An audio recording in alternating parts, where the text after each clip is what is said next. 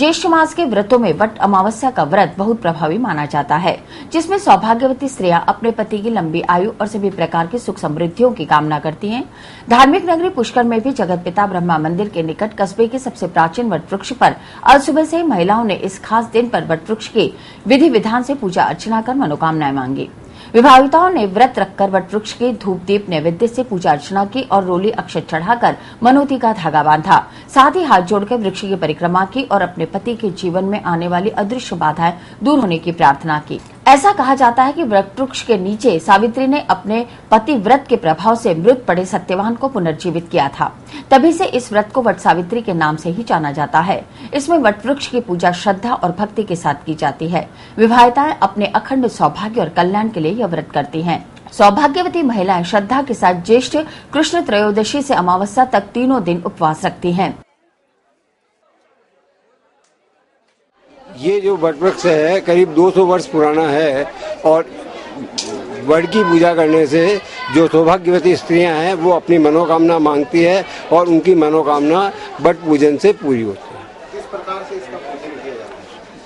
पहले स्नान कराया जाता है, फिर वस्त्र पहनाए जाते हैं, यानी ये जो है मोली कुकड़ी वगैरह लपेटी जाती है। उसके बाद में तिलक किया जाता है, चंदन चावल चढ़ाए जाते हैं, अगरबत्ती चढ़ाई जाती है, धूप चढ़ाया जाता है और फिर आरती करके कथा का विसर्जन करते हैं। आज वट पूजन अमावस्या है और ये इसलिए करी जाती है कि सौभाग्यवती स्त्रियां अखंड सुहाग के लिए इसकी पूजा करती है, ताकि है ना उनका सुहाग अमर रहे। इसके लिए एक दिन पूरे मोट और क्या कहते हैं अपने चने होते हैं ना, उनको भिगोते हैं और खरबूजे और मोट यहाँ बढ़ के चढ़ाए जाते हैं।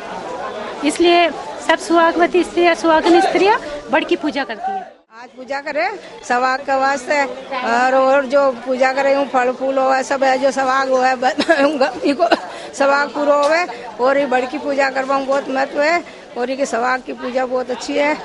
हाँ, आज की चीजें मोट होवे, फल होवे, आम चढ़ावे, रुपया चढ़ावे, नारियल चढ़ावे, फल पूजा सब चढ़ावे।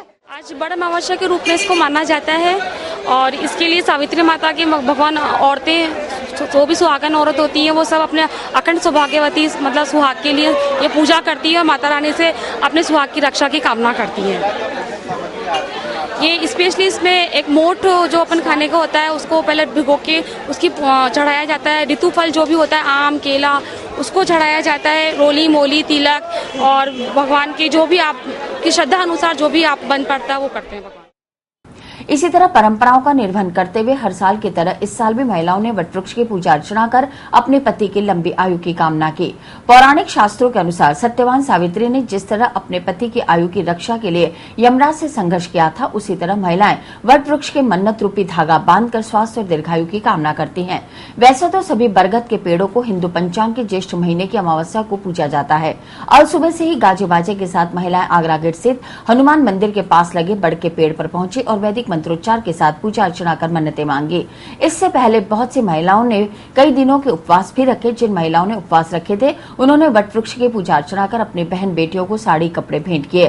साथ ही गर्मी के मौसम को ध्यान में रखते हुए खरबूजे और आम का भी दान किया। आज के इस विशेष दिन पर अपने उत्साह का इजहार करते हुए महिलाओं ने बताया, आज व्रत सावित्री का व्रत है। ये अमावस्या के दिन किया जाता है, साल में एक बार ही आता है और इस दिन सभी सुहागिनें अपने पति की लंबी आयु के लिए व्रत करती है। जैसे सावित्री यमराज से अपने पति के प्राण वापस लेके आई थी, इसी प्रकार सुहागिनें व्रत करती है ताकि उनके सुहाग की लंबी आयु बनी रहे। और इस दिन पूजा करती है, 7 बार वो मोली चढ़ाती है, फल चढ़ाती है और कहानी कहती है और घर जाके अपना उपवास तोड़ती है। बड़ा अमावस्या की पूजा बड़ के पेड़ की पूजा से की शुरुआत की जाती है। ये पूजा सुहागनों के लिए होती है और इस पूजा के दिन सुहागन अपने पति की लंबी उम्र की कामना करते हैं।